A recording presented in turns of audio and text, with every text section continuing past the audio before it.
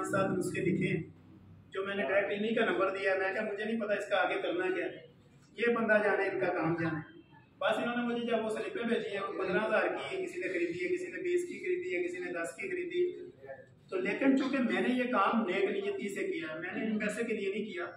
मैंने वो पेशेंट देखे कि जो कंटिन्यूसली मेडिसिन खा रहे हैं, यानी वो CAD पे हैं, क्रॉनिक लिवर डिजीज़ पे हैं, या वो CKD में है, क्रॉनिक किडनी डिजीज़ पे चल रहा है पेशेंट, या वो ओवर वेट है, या इस तरह ओवर ईटिंग की वजह से उनका वेट बढ़ा हुआ है, या इस तरह के कोई मसाइल है।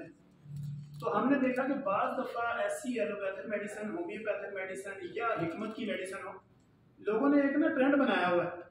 लोग ये समझते हैं कि भाई एलोपैथिक ही सिर्फ नुकसानदेह है, बाकी कोई दवाई नुकसानदेह नहीं।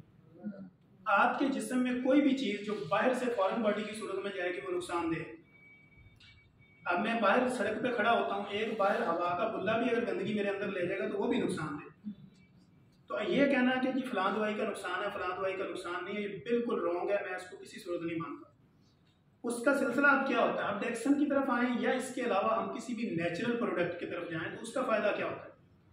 हम किसी भी प्रोडक्ट को, जैसे हमारी एलोपैथिक है, मैं अक्सर होम्योपैथिक वालों से ये सवाल करता हूँ या किसी हिकमीम से सवाल करता हूँ कि मेरी दवाई का तो साइड इफेक्ट भी पता है और उसके इफेक्ट भी पता है। आपकी दवाई की ना कोई रिसर्च है, ना कोई उसका साइड इफेक्ट है, ना कोई उसकी थ्योरी है, ना कोई आपके पास लिटरेचर है, और आप लोगों को कहते हैं कि इसका साइड इफेक्ट ही कोई। मेरी तो हर दवाई के अंदर इतना बड़ा लिटरेचर है, उस पर साइड इफेक्ट भी लिखे हुए हैं कि क्या हो सकते हैं, क्या नहीं हो सकते, और वो कहाँ से स्टैंडर्डाइज है और किसने उसको ऑथराइज किया। ठीक है। और आपकी तो किसी दवाई का कोई स्टैंडर्ड ही नहीं है, किसी लैब ने उसको परफॉर्म ही नहीं किया, कोई आपके पास उसकी डिटेल ही नहीं है, तो कौन सा सौदा बेच रहे। हर वो सौदा बिकता है जो हकीकत पे मबनी होता है। अब बेसिकली जो ऑर्गेनिक मेडिसिन होती है, ये होती क्या है, हम वहाँ पे बाहर निकलते हैं, कोई भी किसी बाग में चले जाएं, जैसे मैं चूँकि एक्सरसाइजर लवर हूँ, तो हम जब एक्सरसाइज पे होते हैं तो हम देखते हैं डिफरेंट पौधों को भी पढ़ते हैं, उनके सारे मामला को भी देखते हैं। अल्लाह ने दुनिया में जो भी चीज़ पैदा की है ना, वो आपकी रिसर्च के लिए पैदा की। अल्लाह आपको शिफा देने पे आए ना, तो लोग नीम के पत्ते लेके उससे भी कैंसर खत्म कर देते। तो बेसिकली होता क्या है कि आपने इन चीज़ों को ये समझना होता है। जैसे ये डेक्सन का, मैं अगर सिर्फ कॉफ़ी का एक्सपीरियंस बताऊँ, क्योंकि मैं कॉफ़ी लवर हूँ, दुनिया में हर जगह हर कैटेगरी की कॉफ़ी पी। इन्होंने मुझे इस दिन बस एक दिन ज़बरदस्ती एक कॉफ़ी पिला दी, लेकिन उस वक्त तो खैर मैंने कहा कि यार ये बंदे पता नहीं क्या गेम चला रहे हैं, 12 दिन की गेम सुनो, बाकी देखेंगे बाद में। फिर उन्होंने मेरे क्लिनिक पे भेज दिया एक डब्बा, वो लड़के मेरे रेगुलर बना के दे रहे हैं मुझे डेली एक मग। तो मुझे आहिस्ता आहिस्ता पता चला कि मैंने कहा यार चले कोई फ़ायदा ना हो तो इसका नुकसान भी कोई नहीं है, तो चलो गर्म पानी से ही जा तो रहा ना अंदर। तो वो मैंने शुरू किया। खैर उसके बाद मैंने एक पेशेंट को कन्वर्ट किया, फिर दूसरे को किया, तीसरे को किया, लेकिन मैंने शुरू जब इनका किया ना, तो मैंने मसाज आयल से किया। मैं कहा कोई नहीं, अगर अंदर कोई फ़ायदा नहीं तो बाहर नुकसान भी कोई तो मैंने उस पर इसको शुरू किया। लेकिन ये सारी बातें तो होगी। अब सिंपल सी बात ये है कि organic medicine basically side effect रखती हैं, लेकिन उसका अगर साइड इफ़ेक्ट 2% है तो दूसरियों का 98% होगा। अब इनका तरीकाकार होता है, एक दवाई आपकी तैयार हुई, उसकी लिमिट क्या है, उसने कब तक चलना है, उसकी डोज क्या है, देनी किस तरह है, ये बेसिकली होती है। क्योंकि हमें तो वो थ्योरी जो हमने एक दूसरे से सुनी होती है हम आगे सुना देते हैं। आपकी रिसर्च भी होनी चाहिए। कोई बंदा आपसे देखे ना, हर कैटेगरी के लोग आपको हर जगह पे एक जैसे लोग नहीं मिलेंगे। आप यहाँ पे किसी कम पढ़े लिखे लोग को किसी तरह का सौदा बेचेंगे, लेकिन किसी पढ़े लिखे के साथ बात करेंगे तो वो आपसे यही सवाल करेगा जो मैं कर रहा हूँ कि भाई आपकी रिसर्च क्या है, आपके पास क्या लिटरेचर है, कहाँ से आपने प्रूव किया हुआ है, कौन सी ऑर्गेनाइजेशन इसको मान रही है, कहाँ पे ये रिकमेंडेड है, ये सारी चीज़ें चलती हैं। चूँकि ये आपकी सारी मेडिसिन सप्लीमेंट है, और सप्लीमेंट के साथ साथ फिर ये इनकी कॉस्मेटिक भी कुछ चीज़ें मैंने देखी इनकी, इसी तरह कुछ जो है सिरप फॉर्म में है। तो बेसिकली इन चीज़ों का फ़ायदा आपको ये है कि एक तो आपकी इम्यूनिटी बूस्ट करती, जो आपका दिफाई निज़ाम होता है ना बॉडी का, जो बीमारियों के खिलाफ लड़ता है। कोई भी फॉरेन बॉडी अटैक करती है मेरे ऊपर, तो मेरा अगर सिस्टम ठीक होगा तो वो उस अटैक को तोड़ देगा और बीमारी मेरे ऊपर असर नहीं करेगी।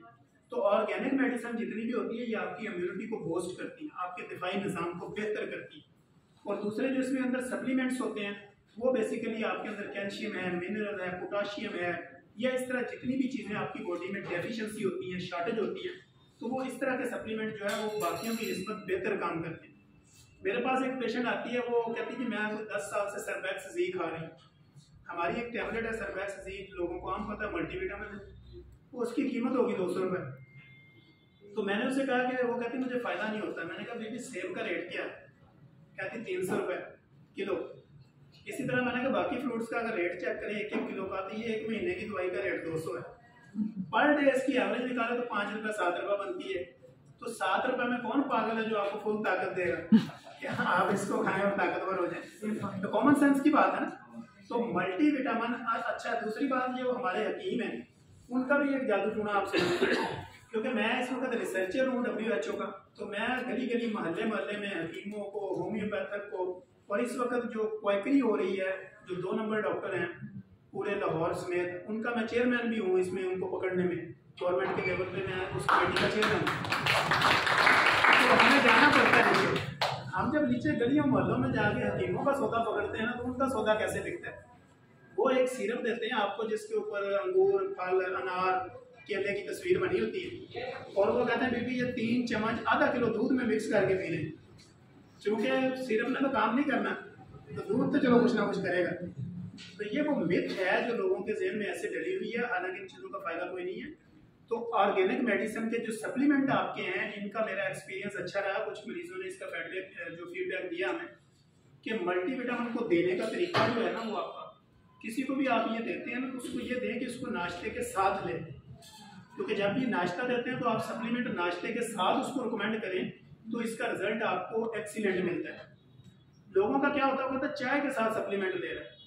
अब चाय के साथ अगर आप ताकत की गोली ले रहे हैं, तो उसका नुकसान क्या होता है कि चाय में कैफीन है, और कैफीन ऑलरेडी आपकी हड्डियों में जमाशुदा कैल्शियम को बाहर निकाल रहे हैं। तो बाहर से आप इनटेक कर रहे हैं, इधर से आप उसको आउटगोइंग पे लगा रहे हैं, तो आपको इसलिए फ़ायदा नहीं होता। और हमेशा जिसको भी आप रिकमेंड करें, किसी भी तरह का सप्लीमेंट रिकमेंड करें या कोई ताकत की दवाई दें, तो उसको ये बात ज़रूर समझाएं कि आपने नाश्ते के दरमियान में लेनी है या नाश्ते के साथ लेनी है, और पानी के साथ लेनी है। दुनिया में कोई दवाई ऐसी नहीं है जो दूध से, मक्खन से, शहद से, कॉफ़ी से दें, ये सब फ्रॉड है। हर दवाई आपने पानी से लेनी और पूरा गिलास पानी पीना। जब भी कोई भी दवाई हो, एलोपैथिक हो, होम्यो हो, सप्लीमेंट हो, या डेक्सन का कोई आपके पास सप्लीमेंट हो, पूरा 1 गिलास पानी के साथ दवाई दें।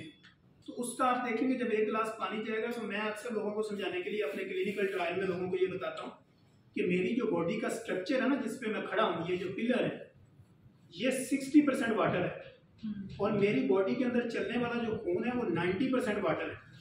तो इसको अगर आप मल्टीप्लाई करें तो 150 प्लस जो है ना, वो इंसान के इर्द गिर्द वाटर है। तो उसकी ज़रूरत भी उतनी है। अगर सर्दियों में कम से कम अगर आप 8 गिलास लेते हैं, तो गर्मियों में 12 से 16 गिलास पानी आपकी बॉडी की ज़रूरत है। अगर आप नहीं देंगे, आप फनकार नहीं हैं, आप अपनी बॉडी के साथ धोखा कर रहे हैं। जैसे कुछ लोग आते हैं, वो कहते हैं जी मेरा बीपी बड़ा हाई रहता है, मैं दवाई नहीं खाती। क्यों नहीं खाती? बस मैं नहीं खाती, मैंने लगना चाहिए। तो उसका रिएक्ट क्या होता है कि आपके गुर्दों में पड़ जाए। अगर आपको शुगर होगी, आपको दिल का मसला ऑटोमेटिक होना ही होना है। वो 5 साल बाद हो जाए, 10 साल बाद हो जाए, 4 साल बाद हो जाए, वो होना हर हाल में होना।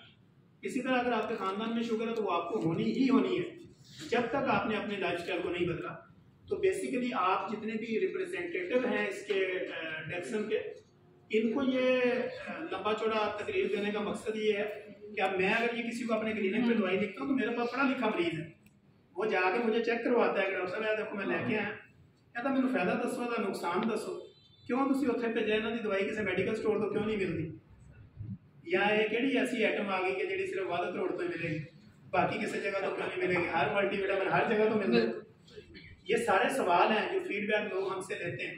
फिर आपके अंदर ये काबिलियत होनी चाहिए। अब मेरे पास कई डॉक्टर आते हैं गाड़ी में, मेरे पास पूरी एक फाइल है CV की नौकरी के लिए, तो मैं उनको कहता हूँ कि जिस बंदे के पास ABC है ना, जिस बंदे के अंदर ये 3 क्वालिटी है, उसके अंदर ABC, वो बंदा कहीं भूखा नहीं मरता।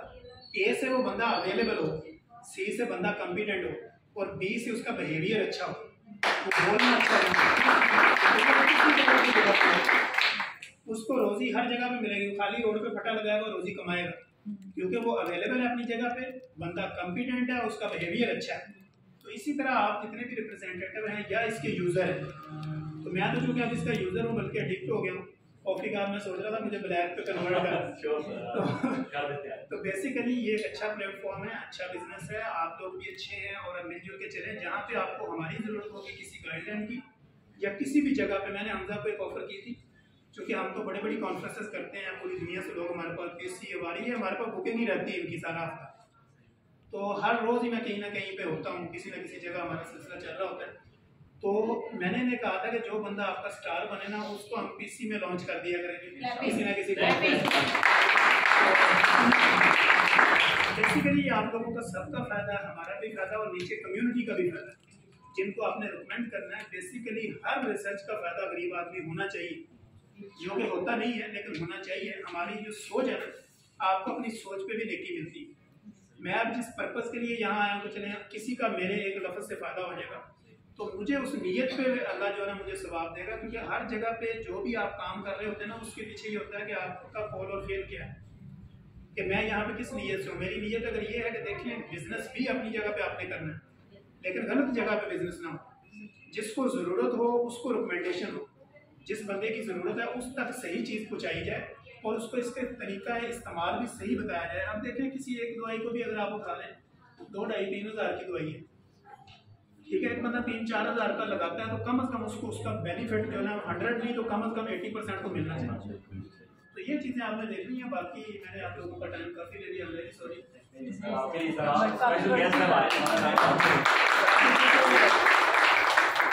मैं तो जो कि डेली बोलने का आदी हूँ, मुझे तो शुरू करते तो 2 घंटे बुलाते जाए, जिस बीमारी पे शुरू कर दें, क्योंकि हमारा रोज का काम है। केक के बाद सब नहीं, बस वैसे आप लोग किसी भी जगह मुझे सुनना चाहें तो आप इंटरनेट के किसी भी प्लेटफॉर्म पे मेरा नाम लिखे, डॉक्टर तनवीर अरशद, तो हर जगह पे हम मौजूद हैं, हर बीमारी के साथ मौजूद हैं और डिटेल गुफ्तगू है हमारी। और इसी तरह मैंने अपनी गुफ्तगू के अंदर एक अंदाज ये भी अपनाया कि आसान अल्फाज, ताकि एक रेडी वाला, एक जूता पॉलिश करने वाला भी कलेक्ट करे तो उसको मेरी बात समझ आए कि मैं उसको कहना क्या चाहता हूँ। तो मैंने अपनी कम्युनिटी में भी कहा कि हम मेडिकल टर्मिनोलॉजी कम यूज़ करते हैं, क्योंकि मेडिकल टर्मिनोलॉजी तो पढ़े लिखे लोगों को पता चलेगा, तो हम तो टारगेट कर रहे हैं थोड़े कम पढ़े लिखे बंदे। तो इसलिए आप लोग भी अगर किसी को समझाएं तो उसके लेवल पे जाके समझें। अगर बंदा पढ़ा लिखा है तो उससे बात पढ़े लिखे अंदाज में करें, अगर कम पढ़ा लिखा है तो उसको अंग्रेजी मार के अपनी एफिशिएंसी ना दिखाएं। ये कोई बड़ा फन नहीं होता है, इंग्लिश बोलना कौन सा फन है। मैं दुनिया के 37 मुल्क घूमा हूँ, 37 जुबानें जानता हूँ, हर जुबान में मैं आपके साथ बात कर सकता हूँ। ये फन नहीं है। फन ये है कि मेरे सामने बैठने वाले के अंदर मेरी बात उसके दिल पे असर करे और मेरी बात उसके अंदर उतर जाए, ये फन है। तो यहाँ पे मैंने देखा कि आप जो कोई एक बंदा जाता है वो आगे 10-15 लफ्ज़ इंग्लिश के बोल के वो फनकारी समझता है कि मैं बहुत बड़ा फनकार हूँ। तो मैं अल्हम्दुलिल्लाह दुनिया के 37 मुल्क घूम के 37 जुबानें सीखी, लेकिन दुनिया की असल जुबान मोहब्बत है। वो जिसको आप साथ बिठाएं और आपकी बात उसके ऊपर जादू कर जाए, ये आपका फन है और ये है आप पढ़े लिखे इंसान। आपके पास 20 डिग्री है, आपको